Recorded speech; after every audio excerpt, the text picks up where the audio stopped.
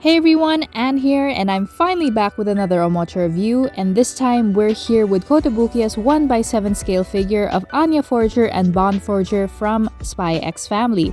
This is a premium figure at over $140, but I think you'll notice right away that's a very strange way of packaging it. What the heck, Kotobukiya, please. But they do make sure to let you know that it is premium in different ways, especially through the customized cutouts on the box, the use of color, and really, they let you know what you're getting right away. And if you're ever unsure if what you're getting is the real thing or not, just check the front for a seal of authenticity, guys. But that's enough about the packaging. Let's finally open this box up to see what's inside. So, as the usual is for many Japanese toys, the figure is sandwiched between two pieces of plastic, which are slotted together. You just pull them apart. This one is actually a little tougher than usual versus pop-up parades, for example, which is a good thing. You know, it's secure. The figure set comes with Bond, Anya, and an alternate faceplate for her, as well as some instructions on how to assemble it and how to use the faceplate, which I'll basically be showing you anyway. So first things first, let's set up Bond, who has a plastic support in the box to keep him stable. The best way to get it out is to really pull it out from the front and not the sides, just a note. And right away, you are confronted by how insanely balanced this figure is. There had to have been some engineering involved to make sure that Bond could balance purely on his hind legs. It's pretty crazy, no support whatsoever in the front, and Bond himself is actually made from a pretty heavy material versus the base, which I'm having trouble understanding why that is, because the base is flimsier and it has more give if you try to bend it towards Bond versus Bond himself, who's pretty heavy and very thickly molded. I'd say it's about a kilogram heavy even, and you know, aside from the structural integrity, Bond himself is very well designed.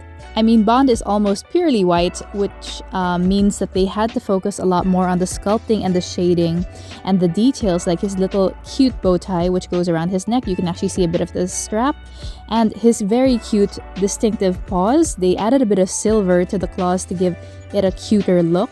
And the line of his body is actually very muscular, almost bear-like. As someone who has a dog with a very similar figure, that is actually pretty accurate.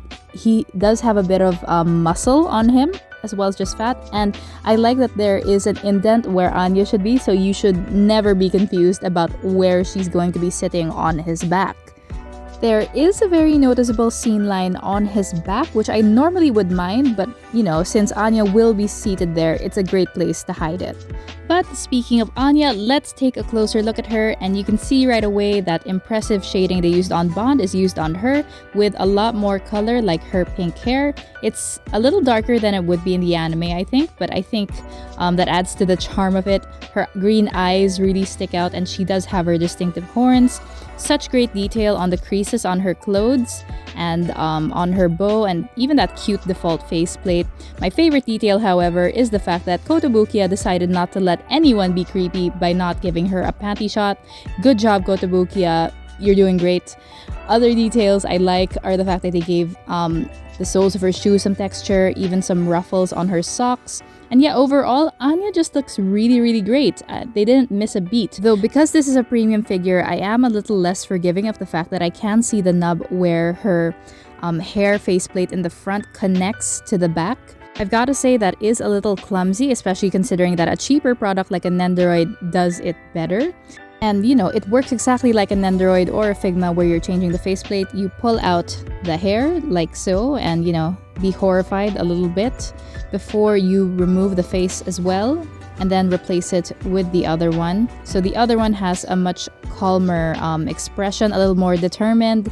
It's a subtle but very distinctly different alternative to the original, so it is nice to have. And from there, all you gotta do is put Anya on Bond's back. There is a magnet there to keep her relatively secure. I say relatively because I was able to shake her off after a bit of moving the figure around, but otherwise it is pretty good. And you know, it just makes it even crazier how Bond is still balanced. Really just a great work of engineering. I've got to say that I adore this figure. The sense of innocence, playfulness, and the overall vibe of friendship that you've got between Anya and Bond is just so cute and precious. And While it is obvious this is not meant to be viewed 360, it's really meant to be viewed here from the front, kind of diagonal. There is a lot to love about it, whether it's the cute design or the fact that the engineering is crazy and it still doesn't budge with Anya on. The crazy sense of balance actually reminds me of my Levi Ackerman figure from Kotobukiya.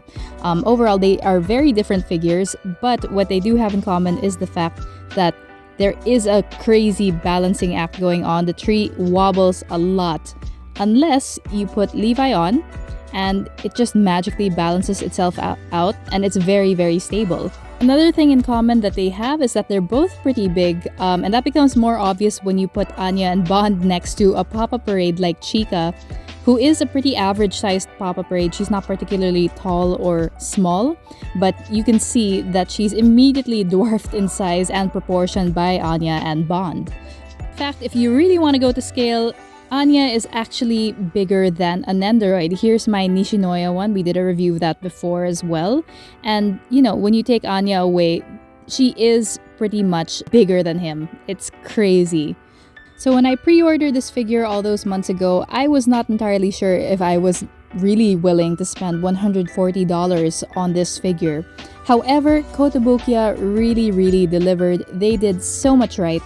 From the shading to the sculpt to the colors, they really got the concept down. They had a simple idea that they would have Bond lift his front legs off the pavement, and they delivered with some crazy engineering. So while there are some flaws like Anya's hair plate and the seam line on his back, it is actually a very well executed figure, and I would recommend it to anyone who is interested. Anyway guys, that's all for today. If you found this review even remotely helpful, please do leave us a like and maybe subscribe to OmoCha Reviews. Anne here, and until next time, goodbye!